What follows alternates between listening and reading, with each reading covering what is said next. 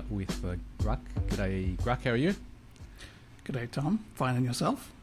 This episode of Between Two Nerds is brought to you by Grey Noise, who have a fleet of internet sensors to tell you what's going on that big bad internet. And you can find them at greynoise.io. So for people who aren't hanging on our every episode and come across this later, what's just happened in the last couple of weeks is basically US politicians, President Trump and Vice President Vance, are blowing up the transatlantic relationship. And Europe is extremely worried about what it's going to do in terms of defence. And so there's, I think just like in the last few days, Germany made a big commitment to remove a debt limit so that it could spend more on defence. President Trump has just committed to removing military aid from Ukraine. And so intelligence today. Intelligence support. Yeah, so a whole lot of countries are thinking about how are we going to replace the void left by the US retreating, basically. In terms basically, of the US is saying, I'm going out for a pack of smokes. And perhaps forever. Right, and it's getting to be week 3 and we're thinking maybe they're not coming back. Yeah, so we're going to discuss the cyber-related aspects in terms of European defence. And just broadly, I guess we've broken them down already into a European signals intelligence type function and a European cyber command. Right. And so I guess we should first of all define what we think those two things are. So signals intelligence is collecting intelligence. I think that's relatively straightforward. Nowadays, there's always a strong cyber espionage element to that. So basically hacking to collect intelligence. And the cyber command is using cyber operations to project power, I guess, at the very sort of top level of abstraction. Right. I think one very, very crude way of looking at it is the intelligence, like the signals intelligence one, you use during times of peace and times of war, whereas the cyber commands you use during times of war exclusively. In theory, that's the like one of them is sort of for conflict and very, very aggressive actions, and the other one is for covert stealth monitoring. That's not a strict separation, but that's generally how I would look at it. Yeah. I would quibble, but we'd get bogged down if I quibble for too long. So these are like broad and blurry categories. I wouldn't say that they're exclusive or even mutually exclusive, but in general, that's what you're looking at, I think. So just to set the scene, in terms of the US Signals Intelligence Agency is NSA. Just looking at Wikipedia, it claims that there's 30-odd thousand people who work for NSA. And there's at least 1,000 that work for the, it's no longer called TAO. Basically, their hacking team is over 1,000 people. Right. And so those numbers are almost certainly wrong, but they give us an order of magnitude. So, sense of scale. It's big. Yeah. So I just had a quick squiz at what the UK's equivalent, GCHQ, 7,000. The French equivalent, DGSE, and the German equivalent, I think it's the BND. They are more. Both the German and the French do many different things. So they're just they're not signals intelligence specialists, but they're also roughly around 7,000. And so probably, if you added up all the different intelligence agencies across Europe, I don't know, maybe you'd get close to 30,000. But and that's assuming that they're no longer doing any of their own national work, that they're only doing this. This is just to try and put things in rough context of how much people are already spending. Now, the US, you would also, I think, include some other stuff. So they launch satellites, which isn't part of NSA. there's the National Reconnaissance Office. Right. There's 18 different intelligence agencies in the U.S., which, that's a lot. Yeah, so first of all, I guess the basic question is, does Europe need a more, I guess it would be a more cohesive signals intelligence apparatus? Or is it fine to have each country still has their own intelligence agencies and they work independently and they share intelligence? Is there an advantage for them to try and join up and get bigger? Okay, so I would argue yes. And I think that there's sort of two clear areas where it makes sense.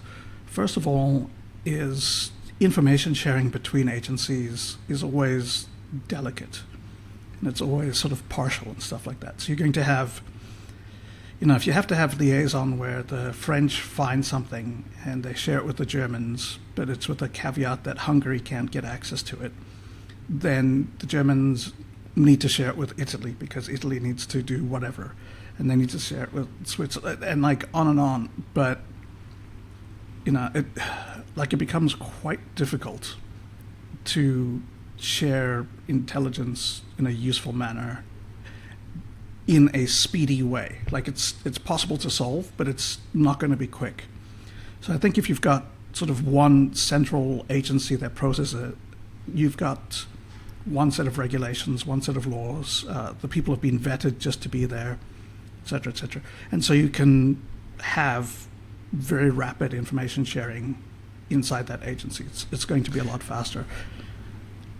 Right, so as you were talking, I was thinking, well, each agency has their own priorities and interests. And so, I don't know if this is true, but my cynical view as a former intelligence professional would be that the Germans are spying on the French and the British are spying on the French and the Germans.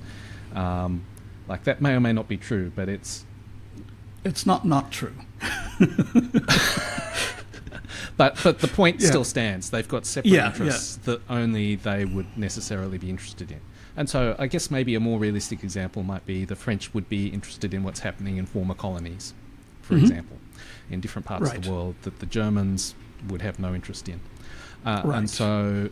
and the Germans might be a lot more interested in China's factories than the French are, because the French don't have a huge manufacturing base that they're worried about. Something like that. I'm sure there's real examples. I don't know exactly what they are. So in that case, it doesn't make sense for a sort of joined up organisation to do those country level priorities, right? And so, does it only do stuff? This is the problem, I think. Does it only do stuff that everyone wants to do, and all those other intelligence priorities? Right. Is it getting directives? Is it getting directives from Brussels, right? So it's before they can say what they're interested in, they have to have a committee meeting to set up, a subcommittee to explore options, and then after 12 months they come back with a repertoire report on what they think they should be looking into. Well, that actually doesn't sound different for the intelligence processes that go on in countries. Right. So, Australia, they have... it used to be called the National Intelligence Collection Requirements Committee or something like that. And it's basically different heads of agencies say, we're interested in this, yada yada. And you come up with a prioritised list. And so that doesn't seem to me that's not problematic to be any different. It would just be at a different... a different body of politicians making decisions as opposed to... Yeah. And so that... doesn't seem problematic. To me, what seems problematic is if I'm France, I have these pan-European requirements, but I also have French requirements, and I don't want to... Right. So, I mean, the way I would see it working would be not so much disband GCHQ and create Euro... That's a non-starter. Euro NSA.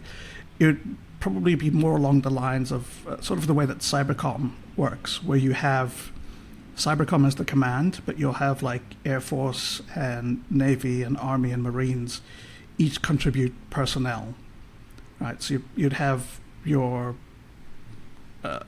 spy agency for Europe, and GCHQ and DGSC and so on would each put several people. They would sort of hire, vet, and control these people and pay them, but put them into this shared environment where they're all working together. So I think that, like, that's the way I'd see it working, because trying to hire and then do security vetting individually for all of your, like, that, you're not going to get stood up in the next decade. It would take forever. Whereas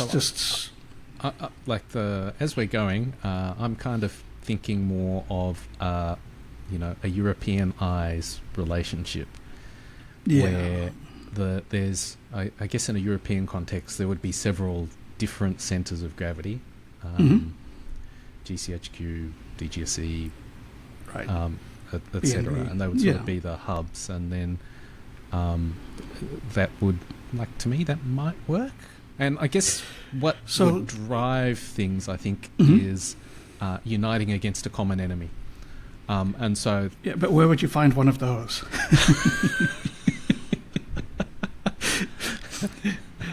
Yeah, no, so I said there are sort of two reasons. The second reason I think it's important is a resource issue, which is that sort of bigger is different. Right. So, like GCSQ, like the DGSE, GCHQ cannot afford to build like an X key score. So, like, they can't afford to build at the scale that NSA can build, because they just do not have the national budget for it. Right. And then the budget that they have to spend on all these different priorities. So I see that if you pool resources and have just a massive fund that you can then use to do things at the proper scale. Right, but does that require a joint up organisation, or is that just sharing? Here's a list of things we're working on that are obfuscated to some degree, where we're happy to share them. No, I mean, my feeling is that there's infrastructure that needs to be built.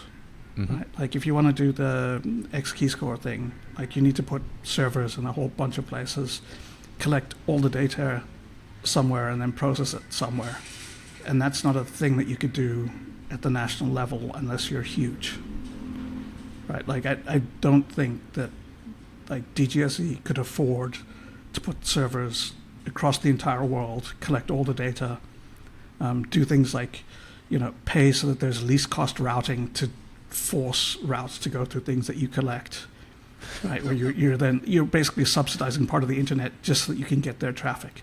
I don't think you can do those things without pooled resources. Like, you would need budget at the scale that the US has budget. Like, you need to be putting in tens of billions of dollars into just this sort of activity. And my feeling is that if, the DGSE had tens of billions of dollars, they wouldn't necessarily be interested in doing that sort of infrastructure for everyone. Like, they might like it to have for themselves, and then they would share out what they felt was pertinent and necessary to someone else as it came along. Right. They would be they'd decide, what, this might be useful for Germany, but it might not be. Why don't we just wait and see? And, So one of the things that makes the Five Eyes work is that they're in different locations around the world. And so just by by virtue of that, you've got different places which are harder or easier to reach. And so you've got, Australia, for example, like, just geographically in a different location. Right. And so there's different things that we could provide that are difficult for the other partners. Whereas Europe, and I guess the thing is that some of those countries there were colonial powers. So in terms of having a global presence, perhaps you can stitch together an island here, a former colony there. I don't know. Yeah.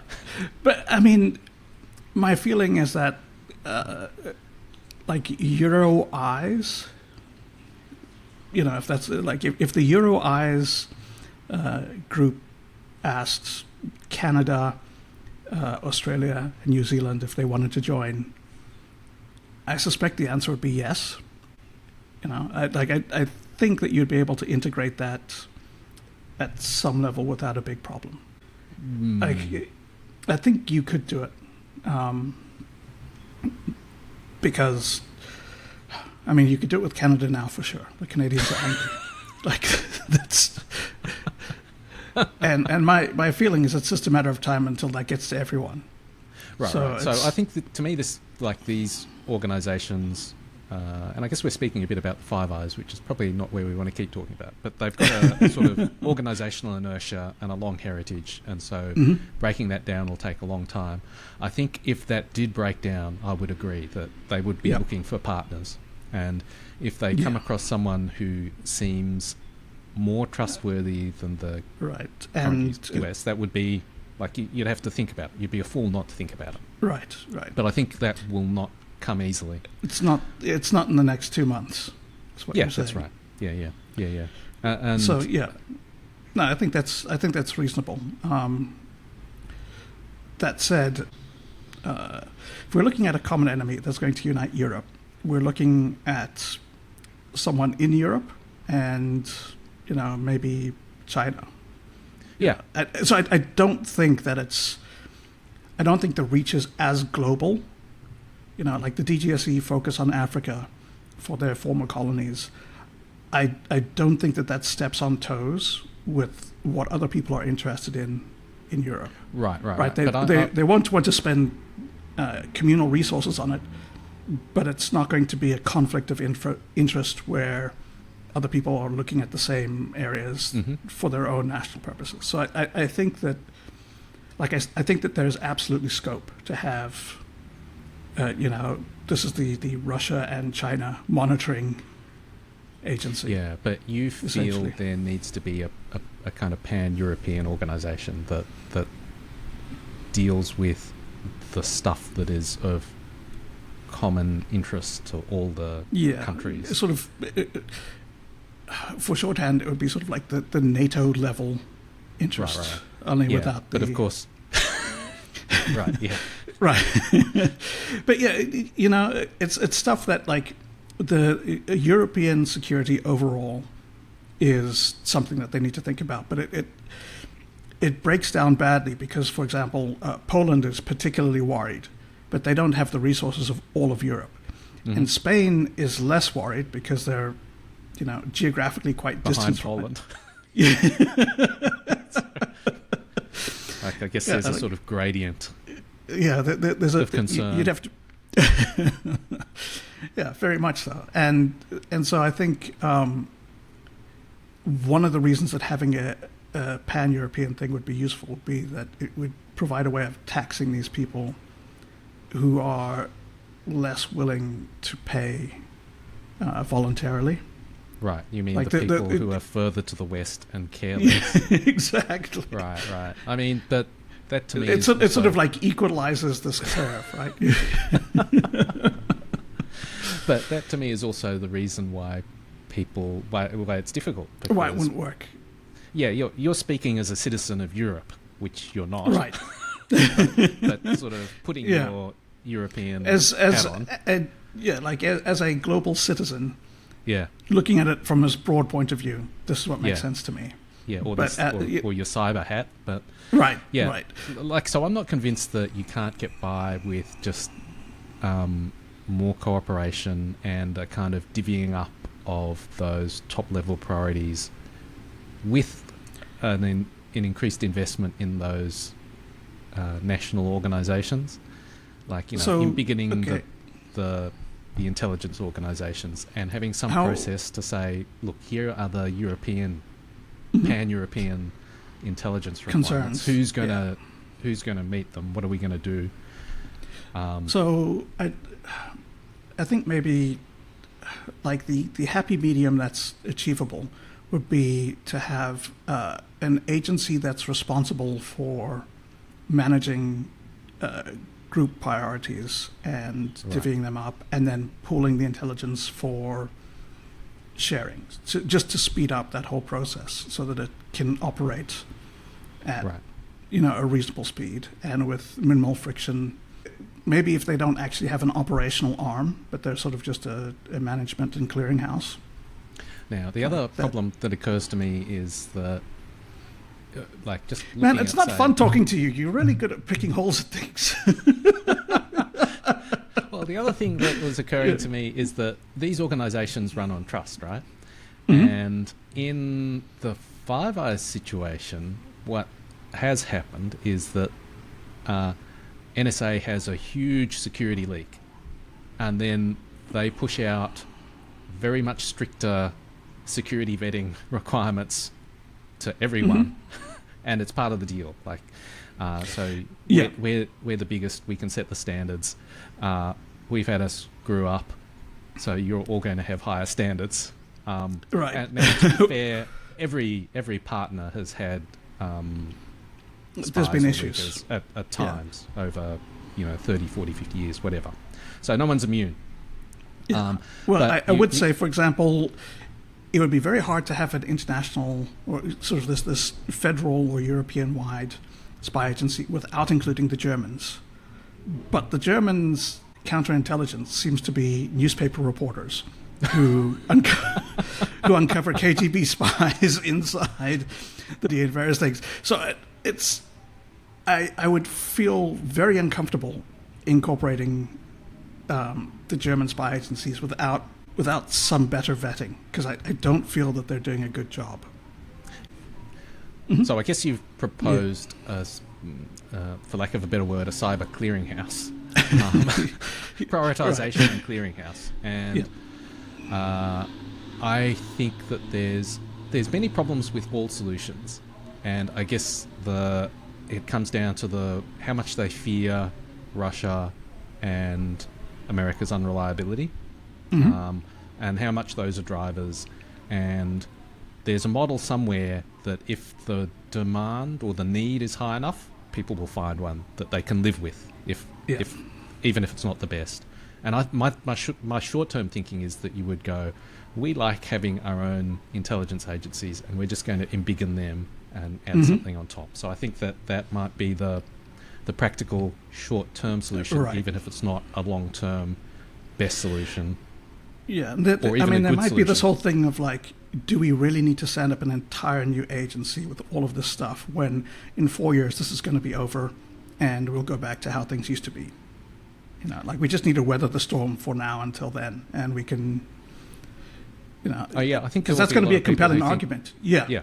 Yeah, I think there will be a Right. lot of people who think that. So we think, final question, do you think that kind of pan-European signals intelligence collaboration is a nice to have, a must have, an absolute imperative, we've got to get it done first thing? I'm going to say nice to have, leaning towards must have. Okay, so, I mean, I'm kind of guessing that the US was giving them some intelligence, but not a whole heap. So is there Right. really a need to, bolster what you weren't getting anyway? Yeah, my overall feeling is I think that there's collective security concerns that should be addressed collectively in Right. some way, and whatever that may be, sort of open to interpretation. Right. And I guess the collective, in the context of what's gone on in the last couple of years, might be the US saying to Europe, hey, we think that Russia is going to invade Ukraine. That might be that. Yeah. Like, that seems like a single piece of intelligence that would be absolutely you'd want to know. Right. I'm not convinced that the Europeans would have found that out by themselves, but it seems like to me that the US they were doing were on things the- to yeah. try and prevent Yeah, by and- releasing and- intelligence. And let's not forget that the Germans were so unconvinced that the German spy master got caught in Kiev on the night of the Right. invasion.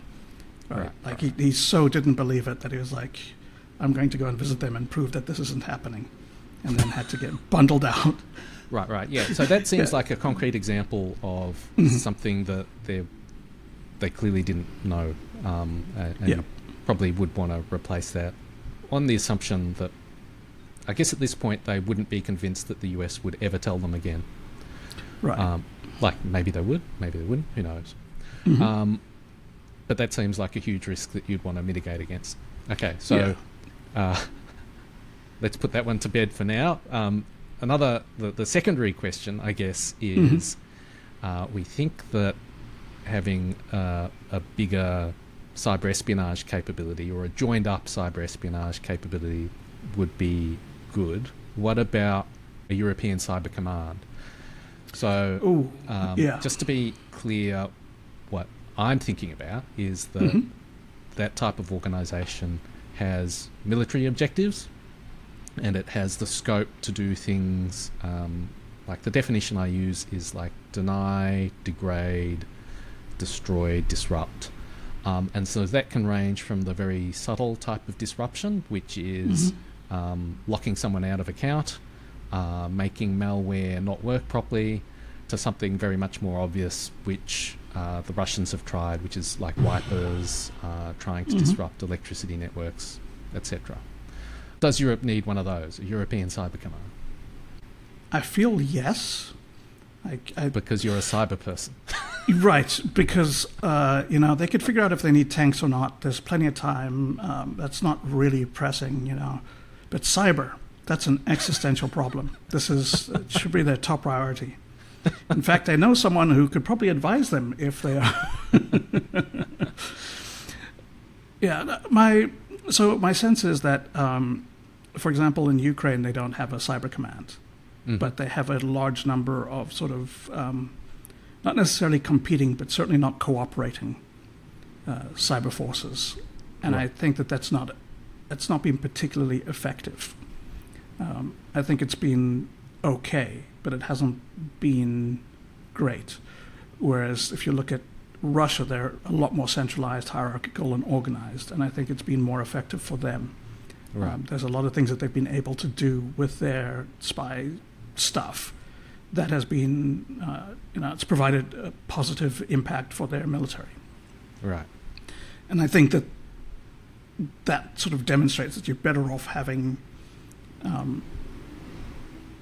organization that will prevent duplication of effort, that will allow sharing of resources, that will, in cyber where ideas are super important, being able to have a whole bunch of smart people talking to each other is like exponentially better than having a whole bunch of smart people thinking by themselves.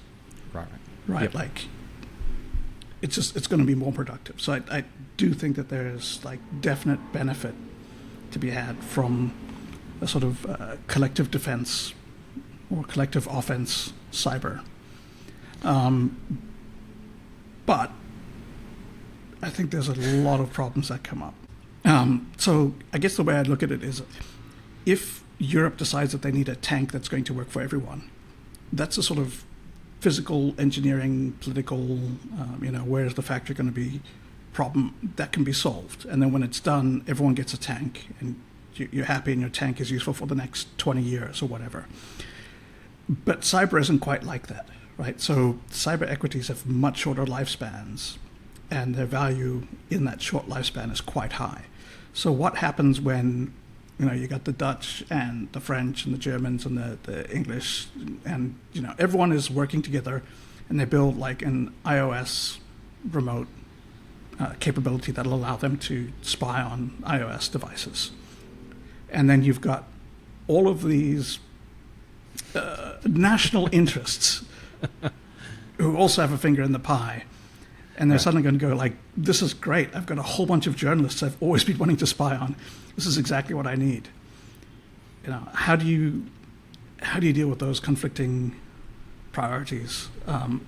Particularly because that capability is not going to last more than a year, most likely, probably 6 months or so.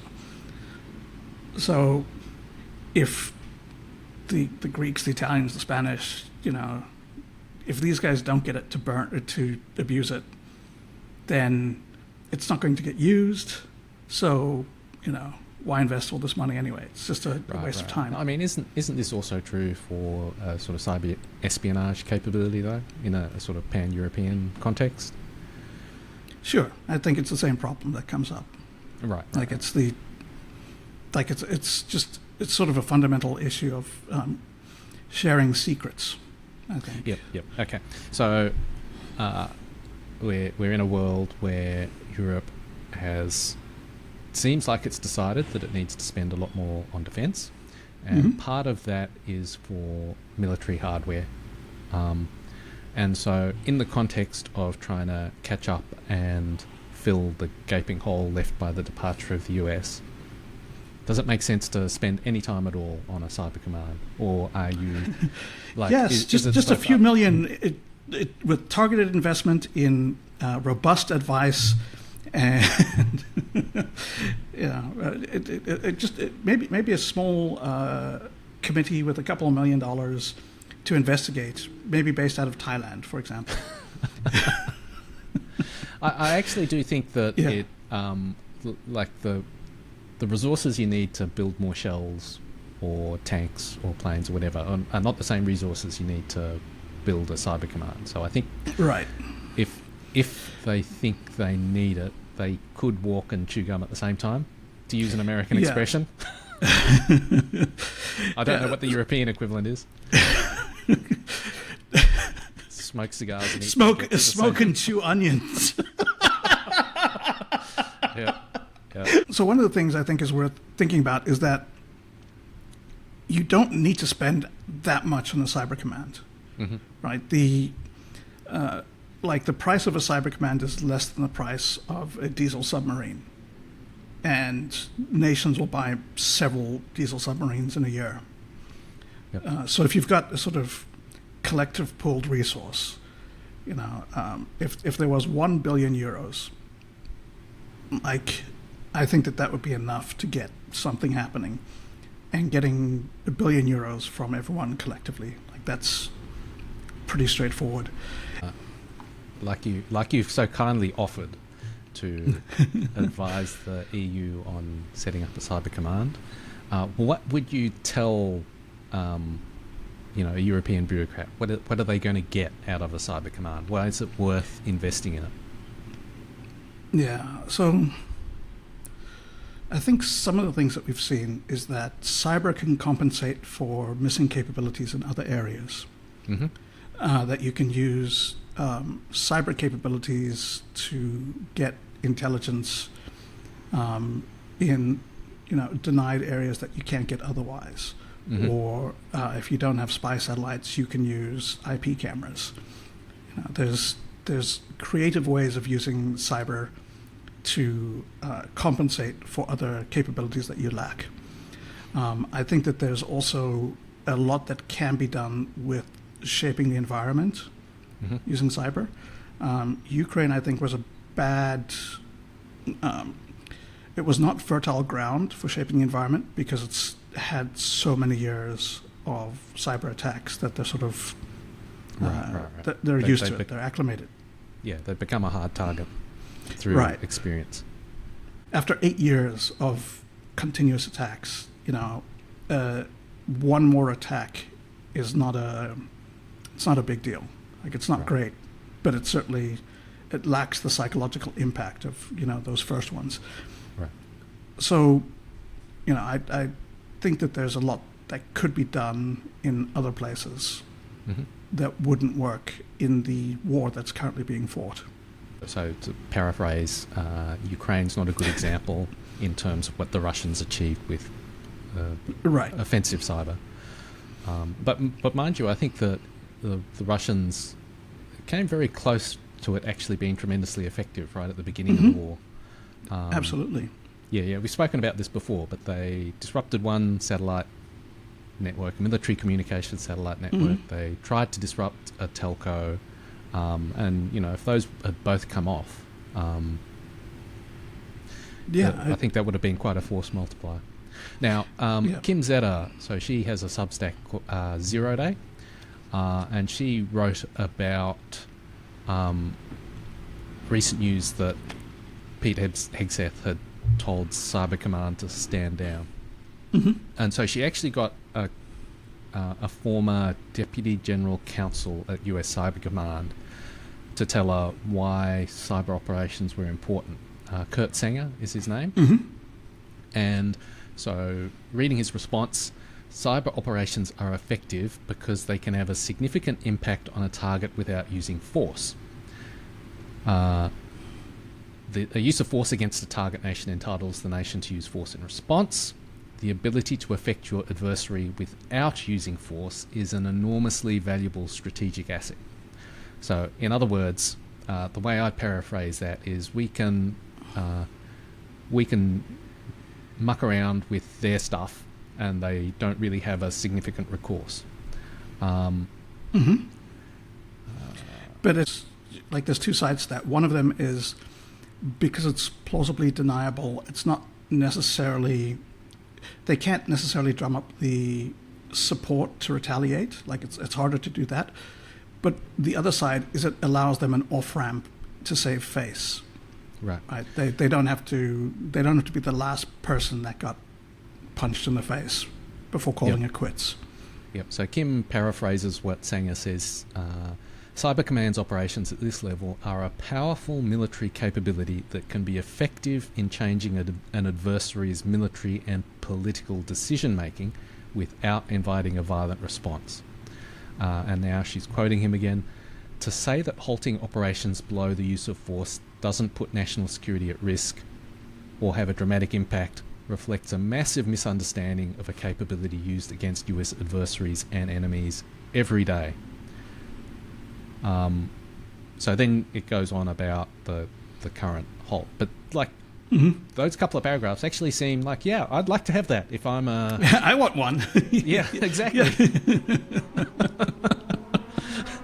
So, I mean, are you going to incorporate that into your little dossier? Oh, yeah, that's going in my pitch deck right now. So you buy it? Absolutely. I think that captures a lot of it quite well. That it's a strategic capability. It's not just tactical, and it's not just something that you can roll out during wartime and turn someone's lights off. And so I was initially thinking that if you're trying to deter an adversary,